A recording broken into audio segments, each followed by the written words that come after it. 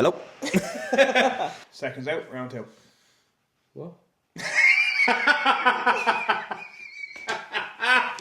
was a massive. Okay, everybody, welcome to episode 4 of the Strength Project. My name is Dan. And I'm Mick. Even though we say this is 4, this is possibly going to be out before 3. This is going to be 3. So it could be 3, not 4. This is going to be 3. Because last week was a fucking disaster. It was in this garage, it's all black. And I say it was about 50 degrees. We had to actually put a camera into the fridge and we had to keep on swapping out cameras. So last week's recording was ridiculous. Poor old Jack got stuck here for about 6 hours. I should have been for about 2 hours. So that's how that went.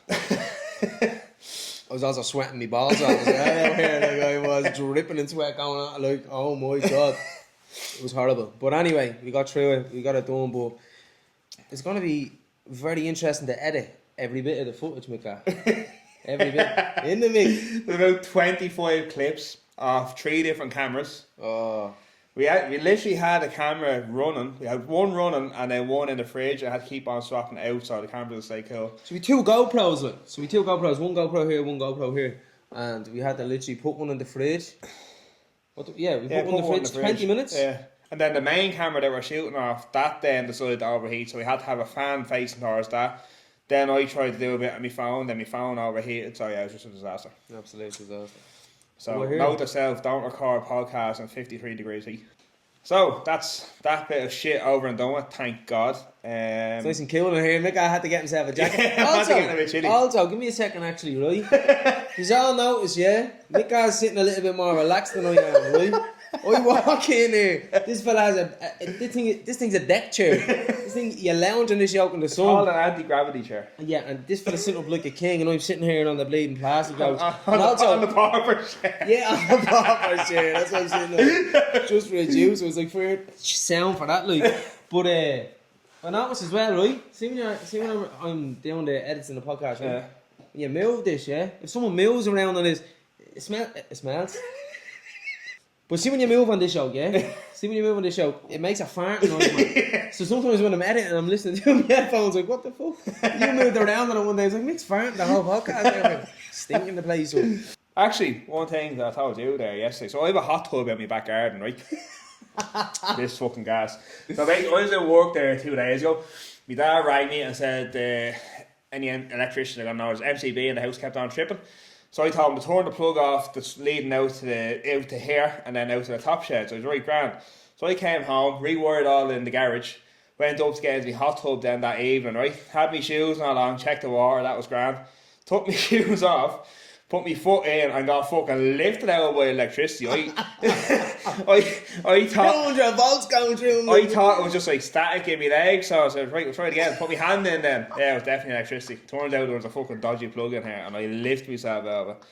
So then today, Now, if you put your foot in it once and you got lifted out of it. I thought it was just like a static or something like 200 volts was static just leaving your body or something.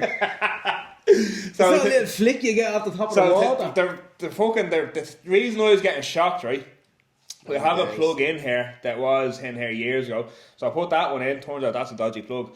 So that somehow there was a live going straight up to the hot tub and I wasn't grounded. So basically when I took my shoes off, I then became the ground for that hot tub. And you stuck your foot back into it. And I got shocked. I got shocked again today as well because I checked it to see what was going on. I put my hand in and lift me out of it again. That's why I now have the plug changed in here. So if this podcast turns into just me sitting here by myself, you know where Mick gone. He jumped. It was the equivalent of jumping into the fucking bath with a toaster. That's what happened to me. What's that? Fucking Chucky, isn't it? Yeah. A horror movie. That was a mad movie. I got slagged for being Chucky when I was growing up. But yeah, man, I think it was stupid putting your foot back into it in the first place, man. That was mad. Like if you stuck your when you get a little tick or something. Yeah. Not lift it out when you stick your foot into it, man. Only about 200 volts. 200 volts, man. Holy shit! But so, yeah, that's how my week kind of went. Got fucking spike me fucking cardiovascular endurance there. Getting a fucking absolutely take a bang on it. No one knows why. What happened to Mick? Head first into the jacuzzi. Zone 5 jacuzzi. Zone 5 jacuzzi, man. Anyway. Yeah, anyway, how's your training going, Mika? This week, how's your training going? This week, I haven't done a whole lot this week, to be fair. I've done a bit of hypertrophy training this week. Haven't done a whole lot of cardio. Done zone 2 during the week. Done a 5. I got a recent PB on me 5k there today. Haven't fucking PB a 5k in age. Like, I think I got 25 minutes ages ago on me 5k. I got 28 minutes there today. Ran the last fucking 1k in like a 4:20. Nearly had a bang around for that, but yeah. That's good stuff, bro. Yeah, and I'll kind of take a bit of a lax week this week. As you know, like a lot of me every week I'm running like 5k's nearly every single day. Down with my strength training as well. So I was getting in here, finished. Like I was on the road a lot this week, collecting stuff for in here. So on a shopping spree for the little gym. We have a full set of dumbbells. We have fucking jammer arms now. The whole lot. Yeah. Yeah, no, a bit so if you're selling that and get on to Mickey. Anything rogue or black box, let me know. I'll buy it off you. It doesn't have to be gym related. It doesn't have to be gym related. No, even hats around the clothes. Anything. If anyone has a pair of road Crocs they want to sell, I wouldn't mind them. It's just fucking €120 on it. Someone sell them for €200 you take them as well. How was your training? What's it looking like? Yeah, my training's been alright this week. I've done a lot of zone 2s. What did I do? I got my zone 2s in, so I got 4 of my zone 2s. Base is 3, so I got 4 of my zone 2s. 2 interval sessions and 2 new weight training sessions, yeah. I actually done 3 weight training sessions, don't tell Jack, yeah. No, I didn't. I could have done an accessory day, but I've done 2 main full body sessions. Oh, I actually started doing a bit of Olympic lifting this week as well. I've done a bit of snatching. Done a lot of snatching on Monday actually. A fucking hell of a lot of snatching. I was snatching with you during the day. Then I done more snatching than that night as well. Snatching there this week, I done snatching with you on Monday. Yeah, and then I couldn't get underneath the bar. I got power snatch of 70 kilo, but I just couldn't get underneath it. So I've done a bit of snatching then Monday evening again. And shout out to Kieran Dempsey, one of the coaches. He was just went through a little bit with me and got underneath the bar pretty handy. So how's the shoulder? Shoulder seems to be holding up. Do you feel it when you're under the bar when you're catching? No, I like me snatch grip and all is alright. It's only when I'm doing kipping and stuff. So I need to sort out for September because of 2 competitions in September. For kipping them? Huh? You're not kipping in them comps, are you? Oh, the second one will be the crosser. I haven't told you about that, have I? What's that one? I'm doing the Midland Showdown. This fella hasn't told me anything. Hey, yeah, when's that? 25th or something of September. Good stuff. Going to the intermediates in Midland Showdown. Good stuff. What are your main goals now, man? I want to be very, very competitive in CrossFit in late 2026, early 2027. So I'd like to get to that RX level. So Jack that we had on last week's podcast or next week's podcast, depending on when this goes out, he's going to be doing all my programming. I love competing. I just want to get back into CrossFit and competing at a high level of CrossFit. Right. So that's my long term goal. What's your main goal? What's your short term goals? Just drop more weight. That's going to be really beneficial with me gymnastics side of it. A few small things. Like we have Apex coming up now in September, so I'm kind of working towards that. I have my 200k cycle that I'm doing for childhood cancer. That's in the 2nd of August, June, July. Yeah, 2nd of August. I'm doing that. 200k.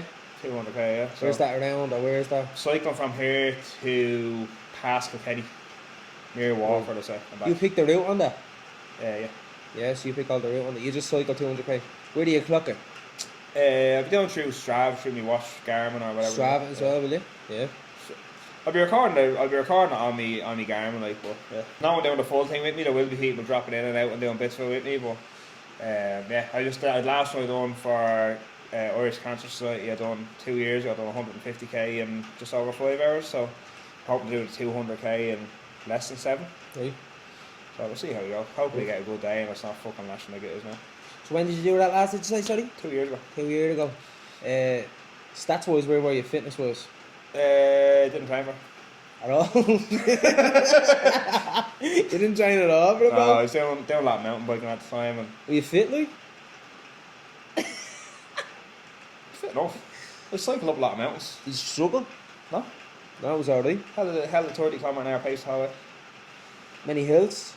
Yeah, if anyone that knows the area, going from Carlow to Stradbally is like fucking cycle up Mount Everest. Is it?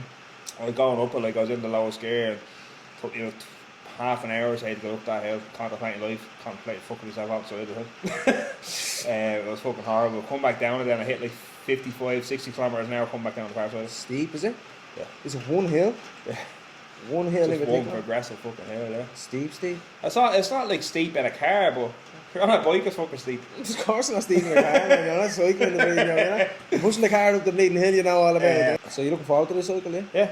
Yeah. I love cycling. Like, you get to see a lot of things that you don't see when you're out in a car. At that and running, like, you get to see a lot of stuff when you're running and when you're get you a bang of a car, that's what I fucking simply wore earphones on the last one as well, so there's 2 earphones in fucking metal. Of course you would, banging. Yeah, why not? I'm gonna put Slipknot on here and just cycle up the road. Like. The only thing that kept me saying, I met a lot of cyclists out on the road, and I was in a fucking race with them in my head, so if I see someone about 2 miles up ahead of me, I was fucking taking off trying to catch them and overtaking. That's what was keeping me fucking motivated, just overtaking people. Okay, why not? What's your goals over the next year and a half, 2 years? Have you any long-term goals? Long-term goals to get lean, man. I want to get as lean as I possibly can before I can then go into a surplus and try and gain some mass. Nothing for more, like, a lot for aesthetic purposes, but more for function as well. Like, do you know what I mean? Like, I've even noticed in the weight that I've lost in the past 8 weeks now. Would you rather look good or move good? I'd rather move good, for sure. Yeah, I'd be lying if I said I didn't want to be lean either. So I'd like to be lean, but I'd fucking much rather do a bar muscle up. Yeah, but me getting lean will help me get there, like, as well. Like, do you know what I mean? Like, gymnastics or even my strict work has improved massively since losing a bit as well. Like, you know, and obviously my cardiovascular, it's better for my body as well. Man, do you know what I mean? It's better. Like, to me, I'm just carrying a bit too much fat in me flame. I just need to get that down. Like, you know, haven't got that down in a good while. So yeah, have you got a weight goal you want to get to? At the moment, with the block that I'm on, I'm going to 86.5 kilos, and I'm gonna stop. I'm gonna go back to maintenance, allow myself to recover from the deficit. You'll be in that deficit so long. Your maintenance probably around 2,000 now, no? No, my maintenance be higher than that. Yeah, my maintenance be higher than that. I don't know. I wouldn't have dropped too much. I wouldn't say, like, probably 2.6. No, I'd say a bit more, man. Yeah, I'd say a bit more. 2.6 maybe. I'd say roughly around that. I don't actually know, and I don't know what it'll be when I'm at 86 kilos either. Like, you know. That's kind of my goal weight as well. Somewhere 85 to 90 or so. Yeah. I'm 130 at the minute or so, 128, 130. Yeah. Like, I'm fairly fucking fit. Like, I ran 2 hours 24 minute half marathon with no training. So, like, I mean, fucking fitness level is there, but that's just gonna get a hell of a lot better as a lot better as you lose the weight, man. You know what I mean? Like, yeah, like, you'll feel better, man. You'll move better for sure. Like, you know, it's definitely good to get it down. You know, should be really heavy going around either. Like, and I was definitely too heavy going around. You know, so I'll come back to maintenance calories then for probably double that time. Then I work on, you know, trying to improve my athleticism and stuff. I stay in the S&C, and my big issue is that I go out, I bring my man out, I go for food and something. Like, nearly every Sunday, every second Sunday we're going out for something. Yeah. I just need to be mindful of what I'm eating. I fucking love nachos stuff. Where do you get them? Hideout over in Cullen. Yep. Hideout is class. Yeah, but you just have to watch what you eat, man. You just have to go out, eat a steak, eat some potatoes. Just only on for 2 days and fucking put 4 calories away. No, don't do that. No, man, no. I was going to say, actually, about that deficit. The deficit that I'm on, it's 2,000 calories a day. But it's weekly calories I'm on at the moment. Like, I calculate my weekly calories. Because what I do is I hold a lower deficit during the week. Yeah. Enough to kind of keep me through going through my workouts now. It's getting down there, like 2,000 is very. I'm on low, like I'm feeling it big time in my workouts and all that crap. But I'm at that, and then I'll have a bit of a refeed during the weekend. But it's nothing mad. It's nothing to shout home about. Like, but it's just an extra, you know, extra few carbs or whatever it may be, just to refeed, and then kind of keeps me going. Like, you know, because like you were saying, you go out on the weekend. Or whatever you bring your man out. It's normally towards the end of the week. It's just a Sunday or so. There you go, like, that's what I mean. So just equate your calories for them. Don't fucking starve yourself for days. Like, equate your calories for them. Get your calories to. It's not hot, like beef burger and fucking chips as well. That's the most. So that's probably around 800. No, I wouldn't name probably 1,500 calories or maybe. 15. It's not all that really. Watch your calories every day. You've lost weight. How have you lost weight? Are you counting calories? Yeah, I'm on 2-4 a day. Right. I don't mind. Like, I was like when I lost all the weight before, I done fucking keto and all that, and it was like keto. Right, what way did I say this? Keto worked for me. It's not something that I would recommend people do, but it worked for me. So I thought it was good for me. Like other people, you need carbs. Like you need carbs if you're, especially if you're fucking training all the time. You're gonna need carbs. And the way keto works is you're not taking in carbs, so you're using your fat sources as carbs. Like you can take in up to 40 grams of carbs a day, I think. So you're using your fat source then as carbs, so you're burning your fats for energy instead of your carbs. But yeah, it just fucking destroys you, and you can't take in that much water either, because if you take in too much water, you'll flush out your ketones as well. So it's heavy. Yeah. I done keto for a while, man. Yeah, no, keto is a bit rough. Keto's very high fat. People think it's high protein. It's not high protein. Because if you overspill on that protein, if you take in too much protein, that's carbs, basically. Well, there's a process called gluconeogenesis. Yeah. There's a process called gluconeogenesis, and that basically converts it into glucose, which is then spiking your insulin and then taking you out of a ketosis state. Yeah. So yeah, and there's also a big adaptation period to ketosis, man. Yeah, it takes a week to get into keto. Well, some people more, man. Some people are feeling flu-like symptoms, all that kind of stuff. Yeah, absolutely. For people that have disordered eating, though, it's not a good idea at all. No, like, if you don't have a good relationship with food, it's not a good idea. Do you know what I mean? It's really not, man. People think it is and everything else, and they lose all this weight, but like all that weight comes back, man. You know what I mean? Like all that weight, there's nothing. It's not sustainable. Like. No. This is the thing about fat loss, and this is a big industry, man. It's $1 billion. How much is it worth? I wonder. The way fucking some coaches charge people is fucking ridiculous, man. No, but in general, like you think about everything. You think about all the levels of it, the supplements, the medications, the nutrition, the. If you look at the Ozempic side, as we spoke about last week, the Ozempic side of it alone was fucking €250 a month, and the amount of people that are on that, every second person is on Ozempic. Yeah, it's mental, isn't it? Although it is pharma, but a lot of us under the fucking counter as well. People don't look well when they lose a lot of weight on it either, don't they? They look sunken on, man. You know, especially if you're not doing any hypertrophy training or any kind of training, you're just taking fucking banging this stuff into you look fucking terrible. Yeah, you spoke on that a good bit in last week. It gets rid of everything. Like, gets rid of your fat, gets rid of your muscle tissue, gets rid of your bone density. Yeah. It's not something you want to be fucking around with. Anyway, it's meant for type 2 diabetics as well. But it can be used for field noise, stuff like that. I've tried out just to see what it was like. Not me, just fucking try stuff to see how I get on with it. But what was it like? You cut down the hunger alright, but that was pretty much it. Like not a whole lot else. I didn't get any side effects on it. I done very low. That was 200 and it was 0.25 of a mil. So now you go 0.25. How long did you do it for? 8 weeks. So I done 0.25, then went up to 0.5. So it was 5 mil in the bottle or 4 mil in the bottle, I think. Where did you get it? No, I got it from Poland. Pro peptide in Poland. Any kind of peptides. Like. Is it an injectable or the what you call it, the pen? The gun, the pen, yeah? No, it's insulin needle. So you get your bottle of semi-glutide. Yeah. It's not Ozempic though, is it? It's semi-glutide. Semi-glutide is it's the same thing, isn't it? Well, it's just branded. Just branded semi-glutide. Yeah. No, it's branded Ozempic. Branded Ozempic. Yeah, it's branded semi-glutide. It's Ozempic branded. But it's branded semi-glutide. It is the bottle you get is semi-glutide. Yeah. But when you get Ozempic, it is semi-glutide just with Ozempic name on it. Just Ozempic is the name, the brand. Yeah. You'd love that, wouldn't you? Fucking brand names everywhere. Oh yeah, I have a rogue injection. Give me 10 of them. I got a lot of places in Poland called Pro Peptide. You get PPC and all that through them as well. So you get your little vial of semi-glutide. It comes as a powder, and then you get your injectable water. You inject the water then into it, you mix it up, and then just lash it into you. Yeah, into subcutaneous injection into the fat. Into the fat. And you got what off it? Hunger? Gone? Yeah, I got rid of a bit of hunger. That was it. Got rid of hunger. Hunger was gone. Yeah. Gone.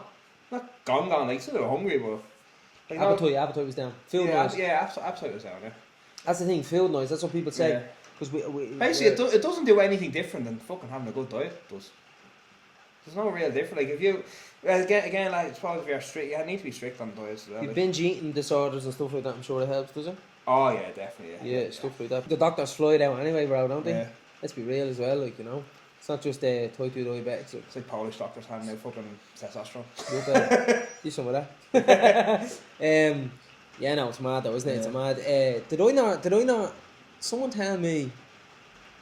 What's the Kardashians? Yeah, man that goes out with the Kardashians. Kanye West. No, no Kanye West. The other fella. Oh, he's a mad fella. What's his name? Pete. Yeah, what is it called? No. No. Goes out. He's No. Scott something. Scott. I was gonna say Scott Hall. He's a wrestler. Travis Scott. No. Scotty Too High. No. Scotty Too High. Is he not a wrestler? Scott Disick. Don't know. Scott Disick, right? But they're all whacking the Ozempic out of him, man. They're all whacking the injections out. But he's gone blind because of it. Yeah. Because he's taking megagrams, loads of megagrams of it. That's mad. No, I shouldn't be laughing, but that's mad, isn't it? If you're an addictive Holy personality, shit. you probably should. Yeah, like that. Right. We went off sideways there. We had to. We went off sideways. Had to correct our course there. I tell you one thing. I went off a God. 20-minute tangent there that wasn't close or something. We'll start that again. It's like the first episode I asked Mick a question, that was it, see you later. I might as well went out for 5 games. Might as well, not even, might as well went on the fucking, the assault runner and just ran a 5K and came back. Right, okay. Oh man, I'm in a heap. Compose yourself. So Mika, how would you start a fat loss phase? How would you actually tell someone to start the fat loss phase? Like, you say even without a coach, like someone that's like, say for example, brother, someone that was here, like yourself, you know, that's at home now, like yourself, like at one point in your life, really, really heavy and not able to do fuck all, really, man. Do you know what I mean? Do you want the 5-minute answer or the 15-minute answer? I think it's the 15-minute answer, bro. No. Just be active. Like, do a food diary for yourself and give yourself an idea of what you're eating. So that food diary is gonna vary from week to, like, unless you're kind of on your set foods what you're eating every day, your food diary is gonna vary. So probably go like a 2-week food diary and just see what you're eating and kind of judge your calories off that. Good way. That's a great way of doing it, man. People don't. That's a voice I don't hear. Like, see all the clients that start, and you do the same. All the clients that start with you, because you said it in your rant, in bits. Just to clarify here, right, I went off about a 20-minute rant about fat loss. So I forgot Dan was in the room. I know you just went off one. So we started that off again, so hence we were here. Oh my God, I can't even listen. I'm in a heap, bro. You had me, you fouled me with that, man. You fouled me like that fucking deck chair you're on. Yeah, no, it's important to have a food diary because people don't know what they're eating. And like, you need to know, like, give yourself 2 weeks to get your food diary done. I do this with all my clients. They would say they want to lose weight. There's no point just setting them on, like, right, there's 2,000 calories, see how we get on. For all you know, they could be taking out 4,000 calories. 100%. So what you think is like a 200 calorie or 400 calorie deficit could in fact be like a 1,000 calorie deficit. I think it's important to know that there's not one number for anybody. There's no blanket kind of calorie you can give someone. But like you said, Mick, if someone is eating 4,000 calories every single day, and you cut that by 2,000 calories, like if you tell them eat 2,000 calories, they start eating 2,000 calories. That's a 2,000 calorie deficit for them. Like that, whether you like it or not, it is. Like. So I think, like you were saying, like starting someone off on a food diary. I do that with my clients as well. People that do a diary for 2 weeks, like you say, they can just judge from there. Then they don't change anything about the diet for 2 weeks. That's what I tell my clients as well. Don't change anything about your diet. Log all your food for whatever length of time, but got a bit of consistency with it. Like you said, 2 weeks. After that 2 week period, you look at it and you go, okay, right, what can I take out here? And even however shit it's going to be, like if you eat a pack of sweets, if you eat a bar, just fucking put everything in. It's just going to give you a better idea in the long run of what you're going to do. You have to be honest with yourself. I think that's very important, Mick, and that's a hard thing to do for a lot of people as well, to be honest with themselves. But everything you eat needs to go into that food or MyFitnessPal, whatever you're tracking it on. And even your drinks, like the likes of, I don't know if anyone likes Starbucks, man. If you go out and get like a Frappuccino out of Starbucks, that's like 600 calories or something. A latte even, man. Yeah. Just a normal latte. the milk can add up on that. Like it's 200 calories sometimes. I don't know exactly, but it's in the round that anyway. Like, I feel like Dana drinks 25 lattes a day. You drink 25 lattes. you want it to quiet for them, and they keep me calm. But that's what I'm saying. Like, that's what I'm saying because I drink lattes and I always equate for them. People think food diary is just like food. Literally anything that you eat, drink, no matter what it is, you need to be counting everything. Yeah, when you count everything, you can be accurate with things. And so, I've seen some coaches saying like, don't count your veg and all that. Veg has calories in it as well, so just fucking count everything. Some people say don't count your fibres, veg, all that kind of stuff. Like, they do that fibre, soluble fibre, what's calories, all that kind of stuff. But I'd say always say track everything, track absolutely everything, and then you can go from there. And then when you do track everything for a certain amount of time, then you just take out a little bit, Mick. Yeah. You don't take out loads of stuff. You just like people think you need to flip the tables on fat loss. You need to go from I'm eating takeaways 4 or 5 days a week. You know what I mean? I'm eating chocolate bars every day. I'm eating jellies. I'm eating this every day and all that stuff. Like if you're doing a certain thing, if you're eating 4 takeaways a week, 2 takeaways a week, whatever it may be, if you're eating that. Take one of them out. That's a lot of calories you're taking out. Practice that for a while. Build that habit. Then take another one out. Practice that for a while. Build that habit. It's taking little by little by little. And then trying to be more active. And you know, like we're saying, like if you're starting a fat loss phase, especially if you're quite heavy as well, like you don't need to worry too much. Even if you're not quite heavy, I'd say this to people. If you're not much into the gym at the moment, you mightn't have confidence, you mightn't, whatever it may be. Sometimes the gym mightn't be for you. If you're into the gym or not into the gym and you want to lose a bit of weight, you want to lose a bit of fat, the best thing you can do is track your food for a while. See what you can afford to take out, Take out as much of the bad food. We all know what to eat, Don't say food's bad, don't say this. Listen, we all know what we should eat and what we shouldn't eat, you know what I mean? We all know, this is a conversation I was actually having with my client today. If you're eating things constantly that you know aren't good for you, you know it's not good for you. You know, some people, because she was kind of saying to me, my client was saying to me, or some people are saying they don't know. You know what's good and you know what's bad, right?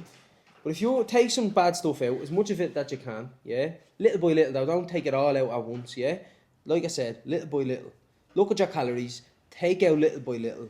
From there then, just increase your step count. But not even 10,000, just go out on a walk. It's kind of like that your food diet. So if you're getting 5,000 steps a day, go for 7,000 steps a day. It's just them small little increases. But not even that. If you don't even have a watch, go out on a walk. Half an hour walk. Leave your front door, walk 15 minutes away from your house, turn around, walk 15 minutes back. That's a half an hour walk. Do that every single day and cut out some calories. Even if you have say for example, a corporate job, you're working in town or something, you have your 1 hour break, go out for a walk for half an hour. You don't have just to get sit some in the steps office and sit in the canteen. And regardless of where you're working, there's going to be areas you can walk. And use the stairs as much as you can. Don't use the lift. Like these things add up. I don't care what anyone says. People say, "Oh, that's a stupid advice." Them things add up. You know what I mean? Just get more active. It is like people say, just eat less, move more. It is simplified. I always say, fat loss is simple. It's just not easy. You know what I mean? You need someone to hold you accountable. That's where coaches come in, So even though the TDE calculator, the total daily energy expenditure calculator, coaches they use them, that's not accurate. Again, as we said, if you're taking in 4,000 calories, and that's telling you should be only taking in 2,200, if you get rid of 1,800 calories, you're going to feel like shit, because you have a lot of food. And so I wouldn't even say go to the TDE calculator, just do a food diary and then judge out there. Exactly. Go from where you are. People say that's a good point, Mick, because people say to me, "Oh, what number do I need to be at? What's my deficit?" And I say to people, "Okay, so you're not actively trying to be in a deficit right now. Okay, cool. So what you need to do is you need to track the amount of calories that you're eating every single day. Weigh yourself every single day in the morning after voiding your bladder, after going to the toilet. Weigh yourself every single day. See where your weight is averaging, and what calories you're at. Start to take calories away from that. Keep weighing yourself. Keep tracking your calories. When you start to lose weight, on average, do the average of them numbers. When you start to lose weight, just hold it at that calorie until you stopped losing weight. How much weight, people say? Anywhere between half a pound to 2 pounds a week. 2 pounds is an awful lot. But 2 pounds will be more if someone that's really, really heavy. Anywhere between 0.5 to a pound and a half maybe, but that's still a lot. I'd say anywhere 0.5 to a pound. At the start, when you start losing weight, you'll start to lose a lot first few weeks. But on average, you want to be losing like half a pound to a pound and a half maybe a week. but 1.5 pounds to 2 pounds is quite quick. People have done that. Yeah, everyone is different. Not weighing yourself daily, just get the average. But a lot of my clients, some of them not weighing themselves, they haven't got a great relationship with food, so I tell them just go off like how they look and stuff. But some of them, like anyone that weighs themselves, I get them to do it every Friday. Again, because a lot of them just couldn't be arsed weighing themselves all the time. But if you weigh yourself every Friday, I find like you're after being on track with everything. If you have got a tendency to go off at the weekend, say if you have a Chinese, got the higher levels of sodium, if you go to weigh yourself on a Monday, you're going to be, how am I fucking 2 kilo off? Yeah. So I get everyone to weigh themselves on a Friday of every week. Well, see, that's why I get everyone, if anyone is weighing, not all my clients weigh themselves every day either, but if anyone is weighing themselves in general, they're weighing themselves every single day. You can't tell, for me, I can't tell much off one measurement. That's good though, with Friday before you go into the weekend, if people tend to overeat, because that's going to throw your number massively off, like. But for me, I was finding just for me to get the best out of my clients, I was weighing every day. If they are weighing, most of the time I just do progress pictures with people. You know what I mean? We track the food diary. I manage obviously that food myself. You know, calories. A lot of my clients don't even know what calories is this, that, and the other. Like they just. Do you have access to all their MyFitnessPal? Yeah, so it depends. Like some people, I give them a meal plan as well as tracking their food. I need to know how many calories they're taking in. If I'm giving them a meal plan, it's equated to them amount of calories. I would still get them to track at the start. I think a lot of people are put off by tracking. People are put off by weighing themselves. I kind of get that in a way. But I think you need to, especially with tracking calories, I think you need to track calories for a while to just know and be very conscious of what's in what food. Yeah? And you will. You know what I mean? You really will. People that have tracked for a long time will know. I know people who've tracked for a long time don't track anymore, and then I'll go, how many calories in this? Boom. How many calories is in a chicken breast? Boom. How many whatever. They'll know exactly the macros. You know what I mean? Calories. You get used to it. Calories, protein, carbs, fats. That's very good to just be conscious of the food. I think a lot of people aren't conscious of the food that they're eating. And even if you're eating out, like if you're going into a shop and eating out, like there's good choices you can make. Instead of getting, I don't know, if you eat a chicken roll, get a fucking chicken wrap. There's a lot more bread in a roll than there is in a wrap. It's just them slight little things that are going to save you a few calories, just kind of healthier options. Yeah, like let's be real, like people can eat, like you don't need to be living out of lunch boxes. No. Prepped food all the time. You don't. Again, some of my clients do that. You know what I mean? It suits them more. It keeps them consistent. I'm better doing that because if you let me free in a fucking shop, I need to have like I'm bringing me food to work. Like that's what I'm eating today. It's grand. Yeah, like I think it keeps me out of the shops. My problem is going to the shops. I walk in and get a drink, whatever, and unconsciously I pick up a fucking bag of sweets and walk in. I was like, how the fuck did this happen? Yeah. like the cakes and all that. And all that. But as well as that, like a lot of the drinks you're going to be drinking, like you have Coke Zero, you have Pepsi Max. If you're a fan of Monster, you have all the Monster Zeros and just all them little changes. And I find with Coke, with the likes of Pepsi Max, kind of it fills that sweet tooth kind of. Gets rid of that kind of sugar craving and such. Yeah. I wouldn't be promoting it every day with people necessarily with my clients and stuff like that. I wouldn't be promoting it with people. Don't get me wrong. I drink some of it myself. Like, I'd probably drink a litre of Pepsi Max a day. Yeah, man. I drink a good bit of it. I'm not gonna bullshit. Like, I drink a good bit of it. It does give you a lot of blood though. It does, man. Yeah, it definitely does. Like, it's not good for your teeth. No. You know, they say like the high amount of the sweeteners in it isn't the amount that you need to take in. I need to be taking 1,000 litres of I think it's today to be a carcinogenic. I don't think it's 1,000, I think, man. I think it's 8 litres, bro. Oh, no, it's high. It is fucking Is it? High. Yeah, maybe it's not 8 litres, is it? For it to be a carcinogenic, it's up over 1,000 litres. Are you sure? Yeah. I think I heard something else, but I don't know, but that's a long time. I don't be, you know, but they do. They did a study on it recently, and they said for the amount that a person's going to drink in a day, they're never going to get the carcinogenic properties out of stuff that have sweeteners on. Yeah. Absolutely. I think if someone's staying hydrated, then it's fine. Like, you know what I mean? Like, it's not too bad. Oh yeah, definitely don't stay hydrated just off them drinks. Like, obviously drink your water as well. But definitely. I just find a grand for like that kind of sweet tooth kind of thing. Like, if I'm having dinner, I'll have like Pepsi Max with it. Yeah. I don't mind that with people.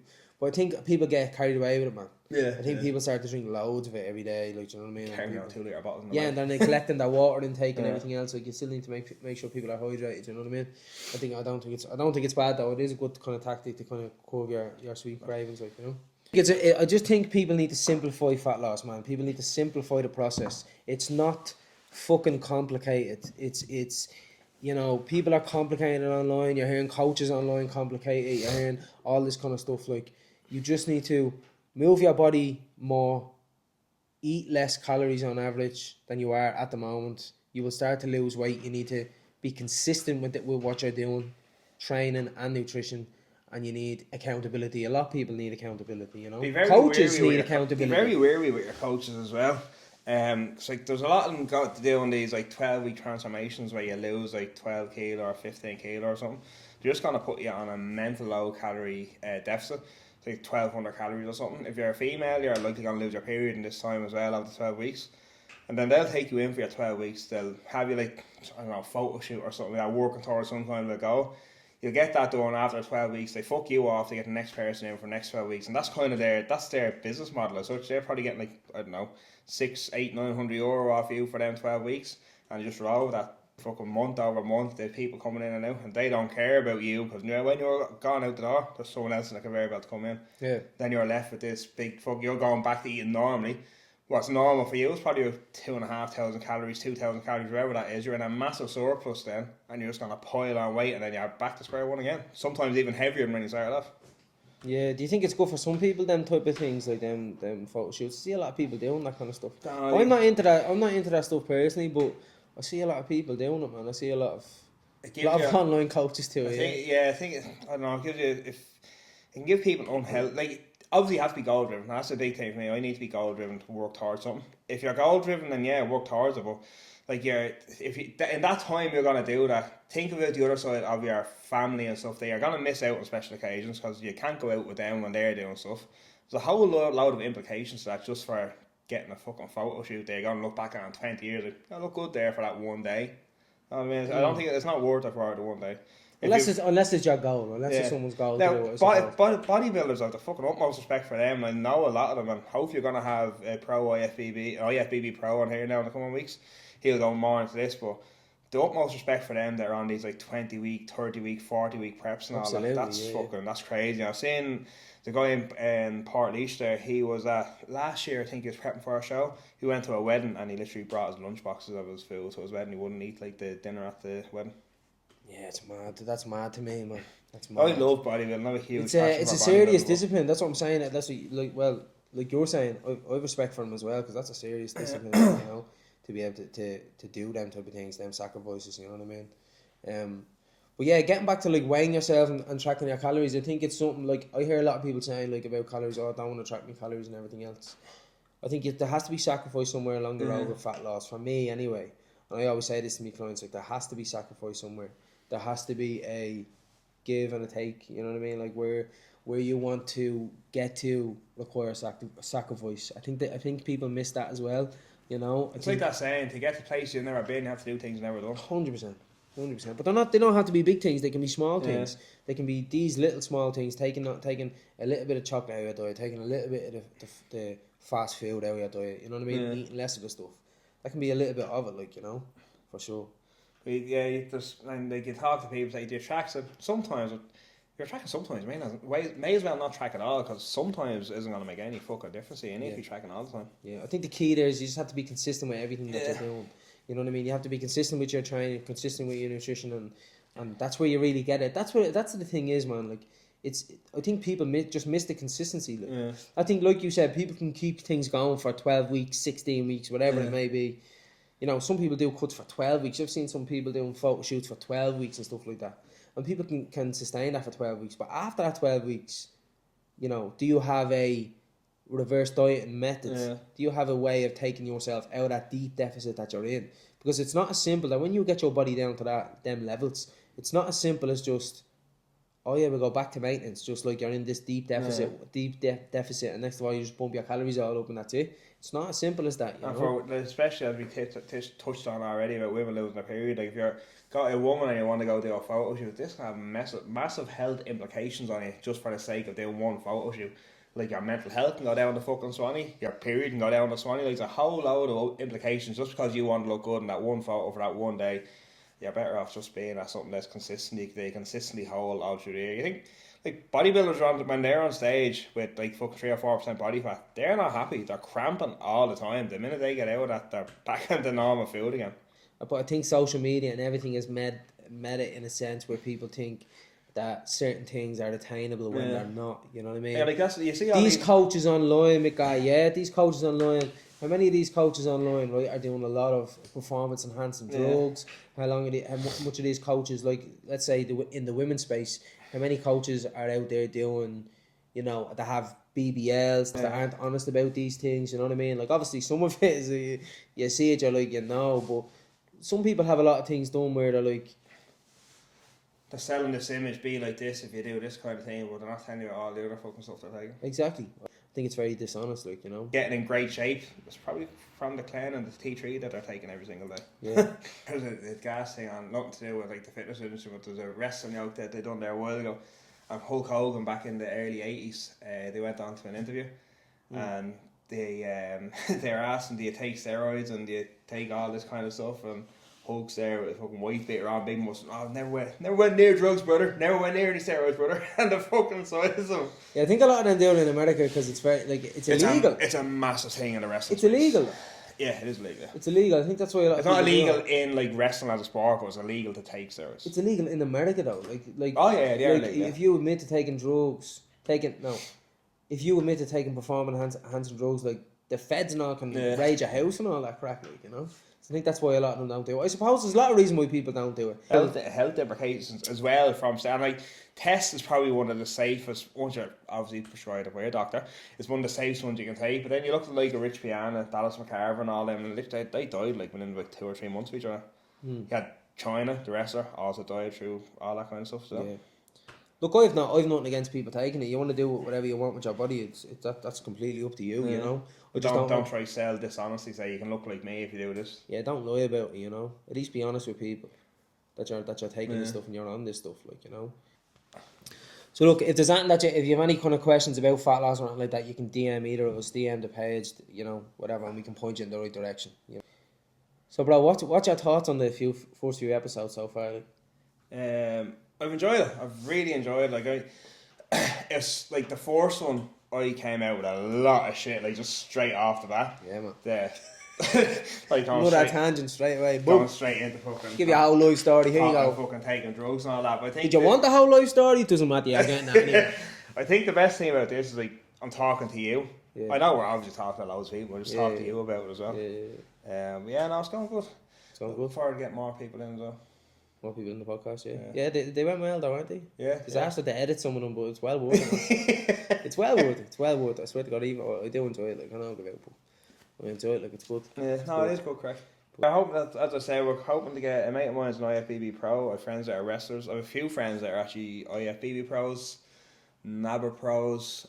So there's another person that I'd love to get on, Mr. Universe, so I'll have to have a chat with him. We might have to take a trip down to his place so we can get him on.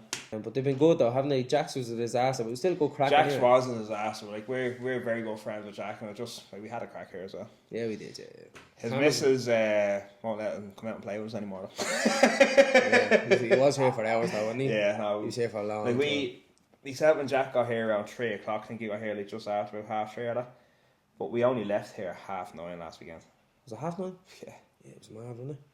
They were here long, like they just. Yeah, no, it was a long time, and I think I lost about fucking 10 litres of water in that time. Man, I was sweating. I was chatting to Jack and all, I was like trying to rub my head and all, like, you know what I mean? Sweat beaming from me. Beaming from me. Yeah, but it was good though, it was good. Yeah. It was funny, man. We were going in and out. These GoPros was kept beep, beep, beep, beep, beep. Halfway through a conversation, we'd be gone. Yeah, no, it was good crack. You looking forward to ATEX? Yeah, we mentioned that, but we never actually mentioned what ATEX was, man. Yeah, so for those, I'm saying that a lot of people are following this probably aren't into all that kind of side, but either like competing and all that. So basically, what ATEX is, it's a functional fitness competition. Be like, I'm not gonna say it's gonna be like it's like cross. It kind of is like cross, though, isn't it? No, well, there's no skill movements to it, like. You basically have so it's like Mick said, it's a functional fitness competition. So you have there's different sections of the workout. So it brings you how. You've done it before. You can. I've done it a couple of times. Yeah, I've done it a couple of times with one of my clients. We used to go to England and travel to England there, man. Yeah, it's great crack. Like, it's brilliant. It's a good comp, I think, as well. Like, you know, the workouts change every year. But this one in particular, there's 3 sections of it. So you have the strength, the endurance, and the Metcon. So the Metcon looks like a bit of crack. Yeah, so you have them 3 sections. So you go in, I think it's a 2.5 hour total. Yeah. That's with breaks and stuff like that. So you go into your strength section. the strength section is a 5 RM back squat, isn't it? Yeah. 5 RM back squat, so 5 reps, heavy as you can, in 6 minutes. Yeah. Then that goes into the next move. That's a 10 strict, 10 RM RM strict shoulder press. 10 RM strict overhead press. That's another 6 minutes you have to find that. That's you and your partner. You're doing individual. In my case, just me. Yeah, you're doing individual. Me and one of my clients is doing it. You're doing individual. So you have less time. You have less time then, do you? Possibly. Yeah. You do. I think you have less time. Me and the partners have 6 minutes anyway. Yeah. And then you go into. Well, I'm saying that I know the endurance one. I have 6 minutes on both, but I have a minute rest in between or 2 minute rest in between. 12 minutes on both. Is it 12 minutes? Do you have a 2 minute rest in between? 12-minute run, 12 minutes bike, but I have got a rest in between. I think like a minute or 2 minute rest in between them. Is there? Didn't know that. For me, there is, isn't it? I don't think there is for me. No, for you and partner, I think you just go back to back. Is it? So your strength section then goes into the endurance section, which is 12-minute max distance run and 12-minute max distance bike. Like you said, you might have a rest in between. Yeah. I don't think we do. Just 12 and 12, and then so after your strength section, you go in. You have a 10-minute rest or a 5-minute rest or something, and then you go into your endurance. After your endurance, though, you go into like a mobility zone. Steady. You get like the boots, the compression boots. There's people there giving you massages and stuff like that for any of your niggles or injuries and stuff. There's electrolytes, all that kind of stuff. You're in there for about 20 minutes. And then you go into the Medcon. What's the Medcon? It changes every year, but it's box jumps. There's box jumps, there's burpees, there's sandbag over the shoulder. There's a few other things in it as well. Yeah, the synchro burpees for us on the partners. There's a obviously. snatcher, there's a dumbbell in it, I think. Dumbbell snatch or something. Yeah, it's a mixture of stuff, so it's good. It's actually good. It's good crack, like, you know what I mean? I'm hoping going to be a vendor village where you can buy loads of stuff. There is. There's Yeti, you know. See the hat you're wearing? Yeti. I'll be walking out fully geared out in Yeti. Yeah, there's a big Yeti kind of thing there. Supplements. My Zone. My Zone is there. There's loads of vendors. Yeah, it's good. It's good out there broke. That's good. I went to High Rocks 2 years ago and I wanted a Bill Fratley's bag and ball. It seems like €270 or something. I was like, yeah, fuck, I get it. Was it? Was that a thing? Yeah. Whatever that is. It's in the house there. It's the High Rocks edition one, like the black and yellow. Was that 200 quid? 270, I think. Holy moly. Everyone thought I was fucking mad paying, but I wanted them. You were mad paying that. You were. You have to admit, weren't you? No, I want to get the other one. 200 quid for a bag, bro. It's not fucking Louis Vuitton out here. I want to get the other one that has the shoe holder and all. That's 350 or something. Yeah, you do that, bro. Yeah. Shoe holder. Can you put your shoes in the bag that you have now? You can, because I've seen it. Yeah, but you put them in the bottom of this one. I'm only messing, bro. Spend your money how you want, so man. Give me a few quid, I'll fucking. I'll invest it for you, man. I'll invest it for you. I'll double your money. Dumbbells, eh? Yeah, but I'll invest it in something that double your money, though. You know what I mean? That might double your money as well, though, you know? Yeah. Never know, so yeah, definitely. Last podcast, what was the first podcast we talked? Did you leave some stuff out of the first podcast? Yeah, so I didn't go into like I done a few business. That doesn't make sense. I started a few businesses. Yeah, so in this shed where we are now, I did. So first of all, I started off doing bouncy castles. So I started bouncy castles before COVID happened. So I bought. You were doing bouncy castles? I was doing bouncy castles. You floating around a van like doing the bouncy castles? I bought 3 bouncy castles. I had 2 candy floss machines, 2 popcorn machines, and a sushi machine, and 2 candy carts.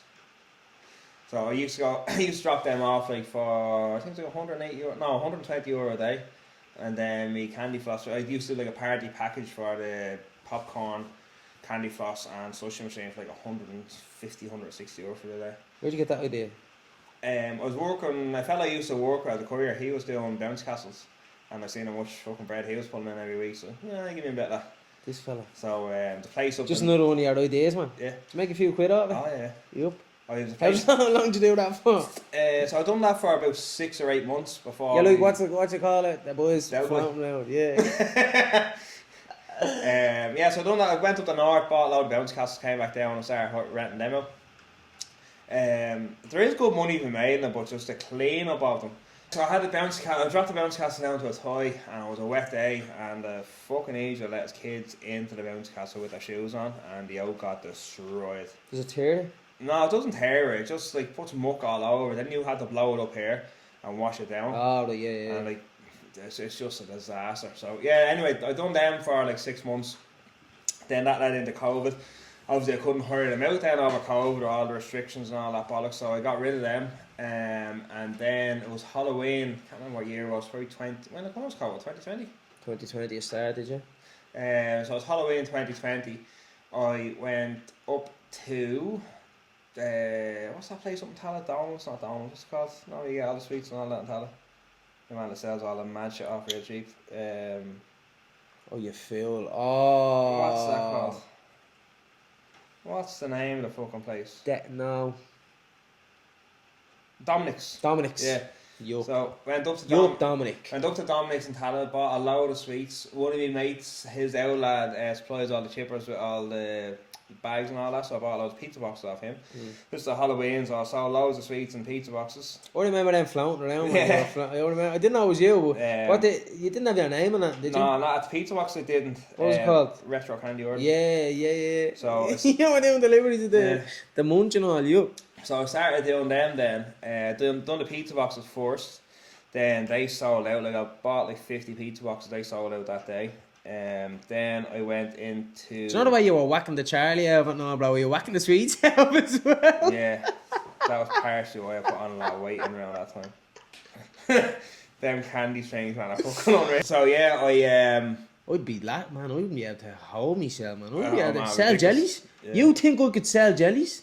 I couldn't, bro. I'd be in I here used to have all the... I'd be in here rolling. the mega sours and all that, the real, all the old school ones. Yeah, I had the cough drops, cough lozenges, I had blackjacks, I had literally all the old sweets from years ago. Give it over, will you? Are you for real? Do you think I could do that? No, the mega gobstoppers and all that, the big fucking tennis ball looking outside all them. Give it over, I love that. So yeah, I went from pizza boxes to... Jawbreakers or something, really? Yeah. I went from pizza refreshers boxes and all, did you have refreshers? Yeah, I had refreshers. Drumsticks and all?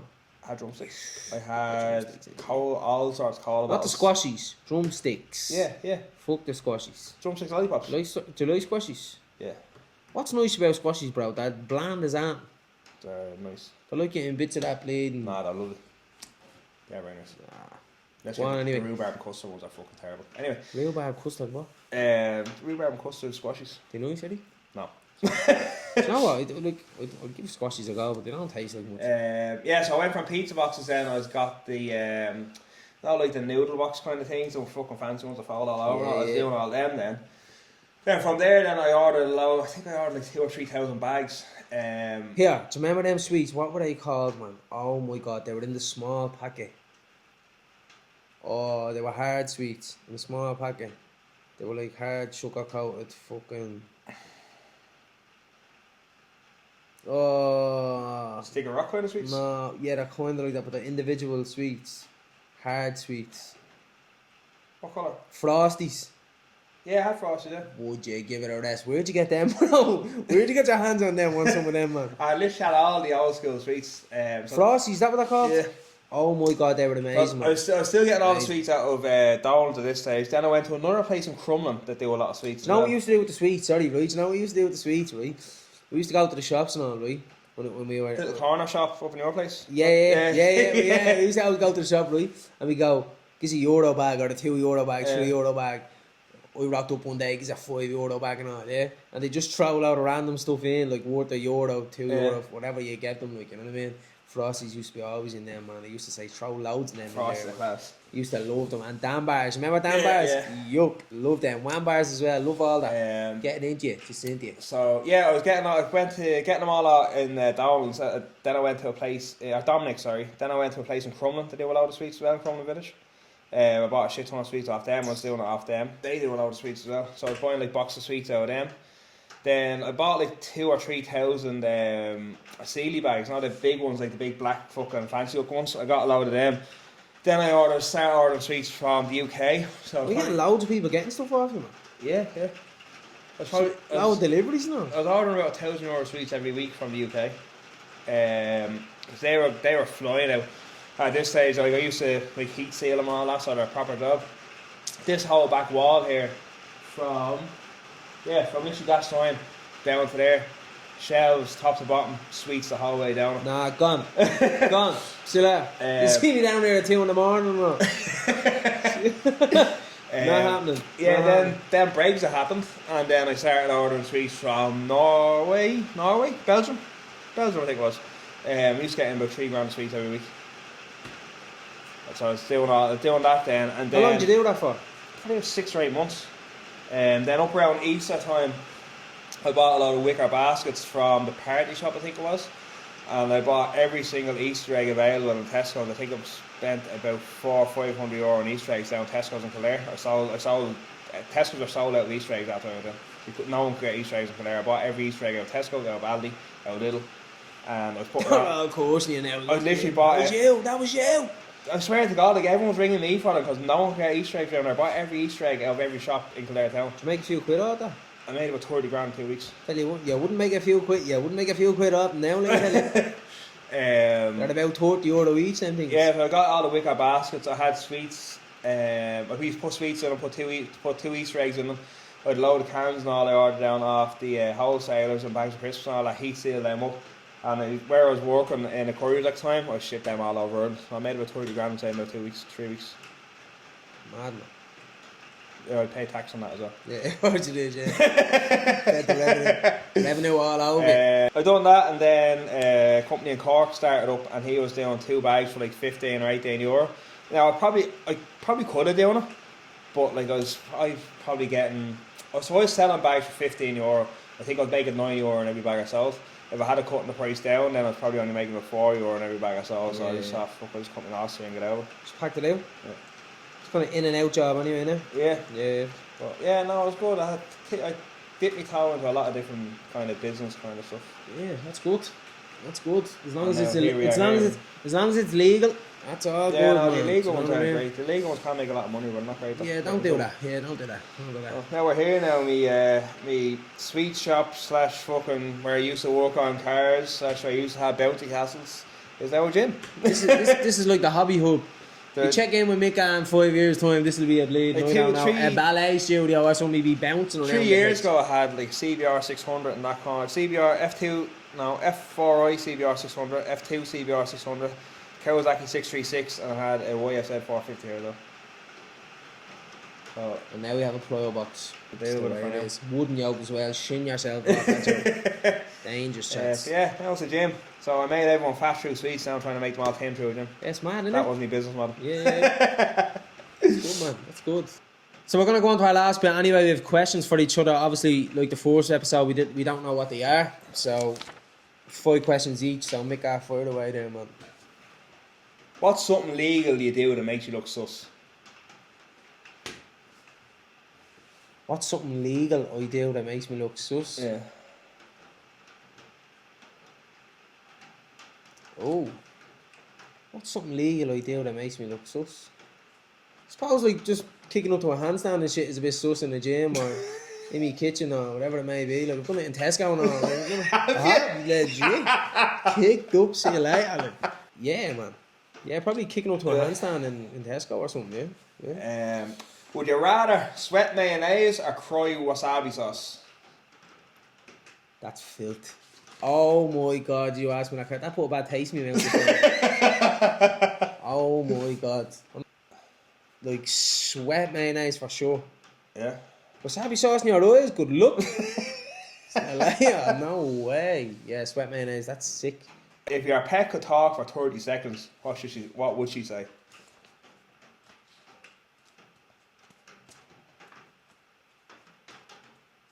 You're just as fucking mad as I am. My dog is mad, by the way. We went up to a podcast there a while ago, and I was sitting on the back with the dog, and like the dog was just chill there, woman, and the next minute it was going 100 mile an hour roundabout, and just sat back down again. She's fucking mad as a brush. I have a Dutch Shepherd for anyone that doesn't know.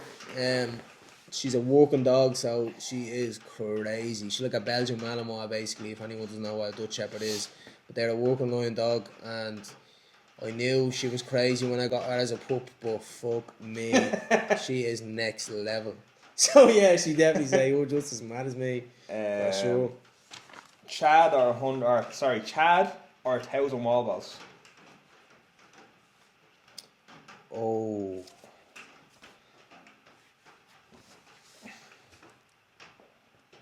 Thousand wall balls. I think I'd rather Chad. Do you go 1,000 wall balls? 1,000? Are you for real? I contemplated doing it. The white fest there, the box there. Yeah. You go ahead there, man. You just step up and down the box for. Yeah, go ahead, man. Go ahead. No way. Yeah, 1,000 wall balls for sure. Who done it? Dallin Pepper done it, I think. I don't care who done it. Oh, Dallin Pepper done 1,000 wall balls. I don't care who. Oh, did he? Yeah. Yeah. Dallin Pepper. Yeah. I do 1,000 wall balls any day over box step ups. Are you for real? Oh, both of them there. Ball there and the fucking box step there.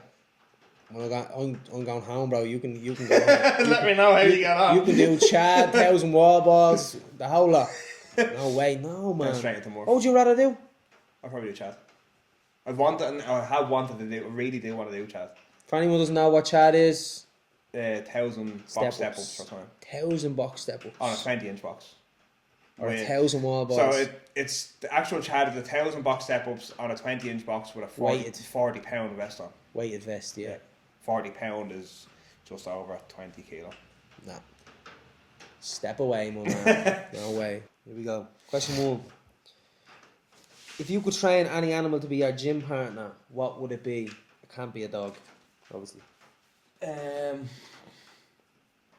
Train them to be your gym partner. Monkey. Little chimp or something. Chimp? Yeah. Not a silverback chat. No, the likelihood of that killing you is fairly high. You're trained, he's not going to kill you. I don't think I'll be We'll drop a few kilos on you, boy. No, he's trained, he won't kill you. No, I'll still go with a chimp. He's going to outlift you. Chimp would outlift you, man. I'd love to see a chimp snatch. Mika, you know a chimp could rip your fucking extremities off your body, like. You know how? We'll go with a spider monkey. You went jack off there, bro. Go on Google how strong chimps are. Right, let's change chimps. Spider monkey. No, seriously though, man. Did you ever? There's actually a yoke, right? Came across it one time. Don't ask me how, don't know what. I see one. They have big fucking massive fangs, don't they? Yeah, they do, man. Yeah, but there's a 911 call that I came across on YouTube. One of my YouTube dark holes one night. Yeah, and no, seriously, look, one has a pet chimp in America. Yeah, and it's ripping her apart, like, or our friends ringing or something like that. Yeah, turned on him. Chimp. Yeah. Right, we go with spider monkey. Actually, don't know who's. Silverback could be stronger, wouldn't he? Than a chimp. The fucking size. No, seriously, man. No, seriously, man. Chimps are. I go with a spider monkey then, because he just brings them over to me and they're cool. They just hang over there. Spider monkey. Yeah, that'd be deadly, wouldn't it? Yeah. He hang out. He just sit up there or something, wouldn't he? Yeah. Deadly. Spider monkey. Number 2. Would you rather have arms like noodles or legs like bowling pins? Legs like bowling pins. Can't do fucking a straight answer there. If your arms like noodles. What are you doing when your legs are like bowling pins? You're like a penguin going around. So I'll still get around though. Still be able to lift stuff up. What do you have to lift with your pins? Your bowling pin legs? Oh, my hands. Oh, right, yeah. Noodle arms would be a bit Noodle arms, but you can't eat it. Like, you'd be fucking face planting your dinner there trying to eat it. You pecking your dinner out. Slamming your dinner out, yeah. Yeah. Fair enough. Bowling pins? Yeah, bowling pins. You hit someone some boot as well, wouldn't you? that noise I make, that would definitely wasn't. You wouldn't want to be in a bowling alley, would you? You get taken out every 2 minutes. Absolutely. Strike. Absolutely milled out. Right, number 3. Would you rather fight a chicken in your car 4 times a month or Mike Tyson in his prime once a year? I'll take Mike Tyson once a year. Would you? Yeah. Thoughts getting into a car 4 times a month dealing with a fucking chicken pecking the head off. I'd take a slap off Mike Tyson once a year, no problem. You won't take them for many years. And that one fight might be our last, man. Mike Tyson in his prime. Absolutely spin your head around 360. Chicken 4 times a month. Like that's getting into a car. That's some scrapping, once a week. Yeah, that's some scrapping, eh? Dealing with this yo going fucking 98 in a jammer as well. Yeah. You're in a tight space.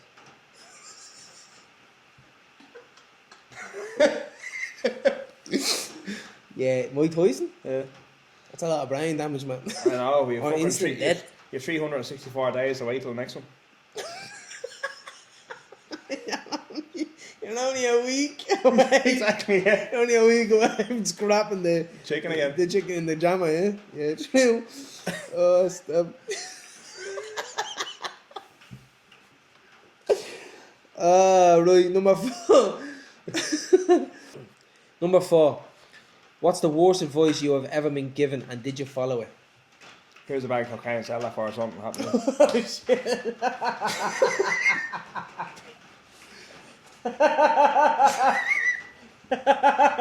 That's it.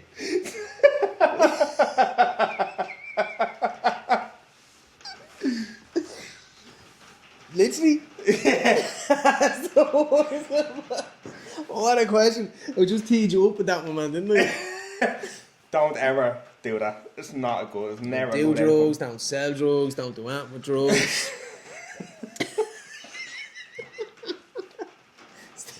Start the sweet business instead.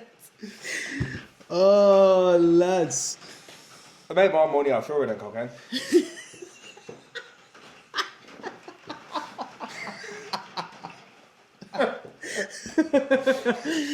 Oh, good one, man. Good one.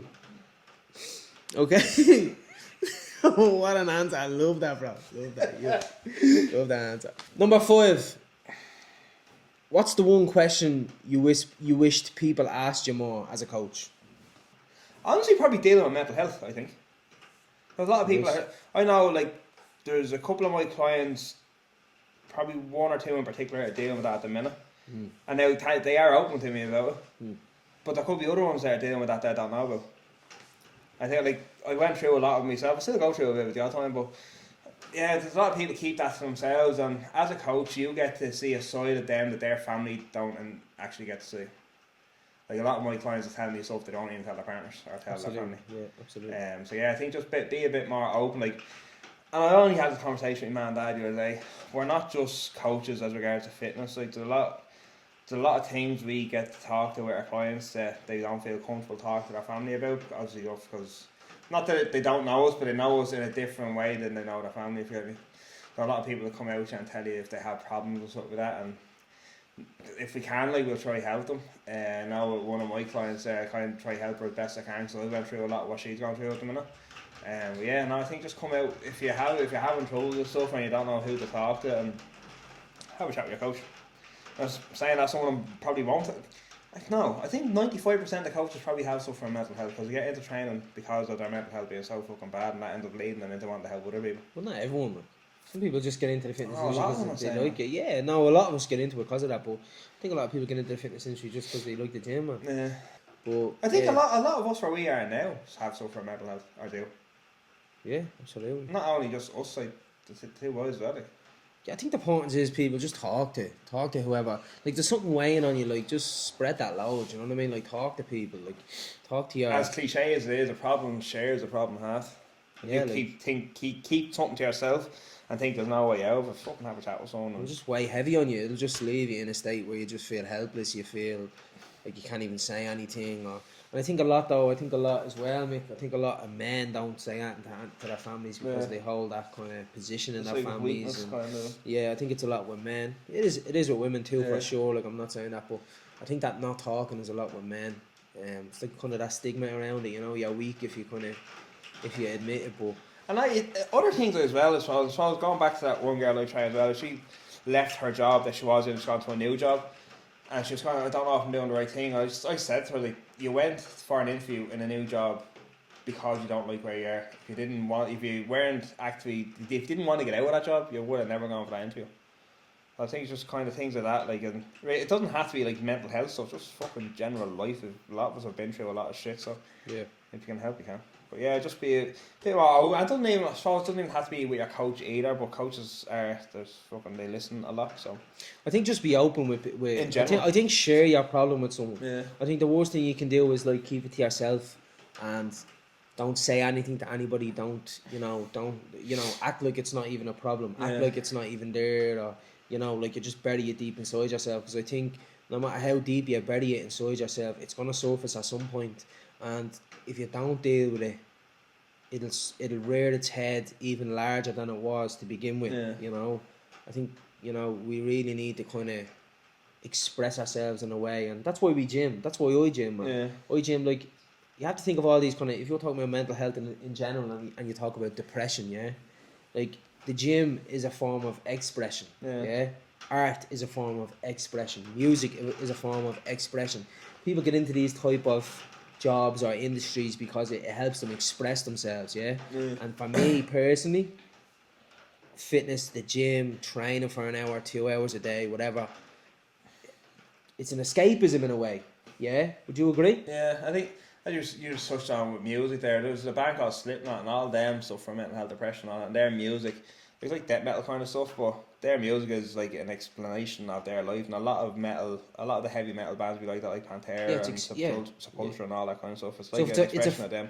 Yeah, it's a form of expression. Yeah, and I think that's the main part. And talking is a form of expression. Yeah. So what happens when you don't? You bury something deep and you don't talk about, but it's still bothering you on the inside when you're in.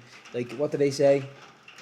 Loneliness is a crowded room. You know what I mean? Like, it's buried in deep inside you, and you might be at dinner with everyone or at an event or at whatever with people, and you're sitting there and you're dying inside. Like, on the surface you look alright, but inside you're dying. And I think you just need to kind of, if it's at that point, you definitely need to talk to someone. There's an interview I was only saying today with Youngblood. He put out a song. So he was molested when he was 7. When his mother was in the room, he was in a doctor's. He went behind the court with the doctor. He's molested when he was a child. His ma was in the room, like he was getting checked or whatever. And he never told his ma about that. He put out a song about that, but no one knew that's what it was about. And again, it's just an expression of trying to get something off your chest. That's what I mean. So talking to someone, writing about it. I tell some people, some of my clients before, I tell some people, whether they're my clients or not, write journal. Hold it, like the whole point of having a journal is expressing yourself. You're getting what's in here out onto a piece of paper and it's in front of you. And then when you look at it, then you might say, oh shit, maybe that isn't actually as bad. Exactly, not your phone, none of that. You get a piece of paper, a book, a notepad, or whatever it may be, and you just write. And people go, what do you write? You don't have to do it. You just write whatever's on your mind. Yeah. You might look at it, make no sense to you, or try and make sense what's on your mind. Yeah, but if you can't find the words, just write whatever comes to your mind. It doesn't have to make sense. But try and make sense of your words. That's a form of expression, yeah? Fitness, obviously, form of expression. Art, form of expression. Yeah, martial arts, form of expression. All these things that, especially things that move your body, you know. Some people can express themselves through writing, through talking, and that really works for them. For me, personally, talking is obviously a great aspect of expressing yourself and everything else. I'm not saying neglect that by any stretch, but for me, it's like move your body. Yeah? Move your body, train, do all that kind of stuff. That switches all that kind of off for me and helps me for sure, man. So, yeah, that's a good way to end that, man. Yeah, that's a brilliant way to end that. Yeah, open up about your mental health, people. You know, you're not alone. Trust me, you're not alone. People are out there and people are suffering. And rather listen to your conversation, carry your coffin. Yeah, 100%. And if people want to, you know, if people love you, they'll understand it. You know what I mean? And they don't have to even understand it, but. You know, open up about your shit. Talk to people. Anybody. Whatever it may be. And, yeah. Well, that is episode 4 of the Strength Project. It was me and Mick Dan today. Or 3. It can be 3. It's going to be 3. You're going to see this episode before Jack's one. Just with the editing process and everything else. This will be number 3. But yeah, thank you all for listening. Please like, subscribe. Listen in, comment, give us any feedback, good, bad, we don't give a shit, give us it all, and we can adjust from there, pivot. But I hope you're enjoying the episodes, and yeah, anything you want to say, Mick? No, that's it. Well, that's it. Thank you very much. Thank you, brother. Let's go. Peace.